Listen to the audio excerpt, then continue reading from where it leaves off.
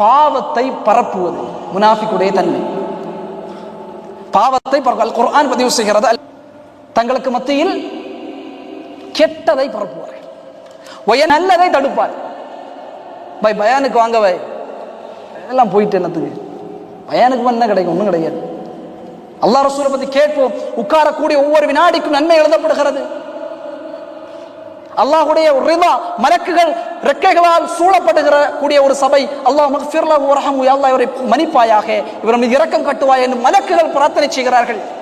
அல்லாஹ் மலக்குகளிடத்தில் பெருமையாக, என்னுடைய அடியார்களை பார், எனக்காக, யாருக்காக அல்ல, எனக்காக ஒன்று குழுமி இருக்கிறார் என்னுடைய பள்ளிவாசலில். பாவத்தை பரப்புவான், படம் ஏற்றி கொடுப்பான். இந்த படம் நல்லா இருக்கு, பாட்டு ஏற்றி விடுவான். பாட்டு இன்ஸ்டாகிராமில் பாடல்கள், இசைகள் கொண்ட ரீல்ஸ்களை அனுப்புவான். இந்த ரீல்ஸ் இசை மாஷா அல்லாஹ், இதை பாருங்க.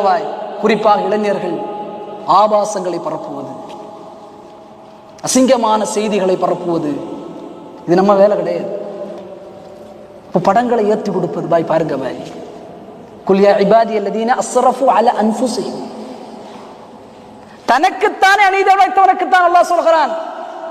பாவத்தை பரப்புவனுக்கு அல்ல. அல்லாஹ்விடத்தில் மிகப்பெரிய கெட்டவன் பாவத்தை பரப்பக்கூடியவன். நல்லதுக்கு அழைச்சிட்டு வர மாட்டான், ஹராமுக்கு முன்னாடி வந்து நிற்பான். வாங்க போயிட்டு வருவாங்க, நல்லா இருக்கும் அந்த அந்த என்னது மியூசிக்கல் கான்செப்ட், போயிட்டு வரும், ஜாலியா இருக்கும். போய் பாவத்தை ஒருபொழுது பரப்பக்கூடாது சகோதரர்களே. நாம் கண்ணும் கருத்துமாக இருக்க வேண்டும். அல்லாஹ் பலகீனமாக நாம் அதை செய்து விட்டோம் என்றால் அல்லாஹ்வுக்கும் எனக்கும் உரியது. ஆனால் என்னால் ஒருவன் அந்த பாவத்தை செய்கிறான் என்றால் அவன் செய்ய செய்ய அவனுடைய அந்த தீமை எனக்கு எழுதப்படும். சதக்குல் ஜாரியா மாறுது. ஆனால் பாவத்தை பறக்கும் பொழுது அந்த இன்ஸ்டாகிராம் ரீல்ஸ், இசைகளை அனுப்புவது, சினிமா பாடல்களை அனுப்புவது, அதெல்லாம் தவிர்த்து விட வேண்டும். நாம் அறியாமல் செய்வோம், அதை தவிர்த்து விட வேண்டும். படங்களே இந்த படம் சூப்பரா இருக்கு, இதை ஏற்றி தரமா, நீங்க தவிர்த்து விட வேண்டும். இந்த பாட்டு நல்லா இருக்கு, இதை கேட்டு தவிர்த்து விட வேண்டும். இந்த இளைஞர்கள் இந்த ஆபாசம் தவிர்த்து விட வேண்டும்.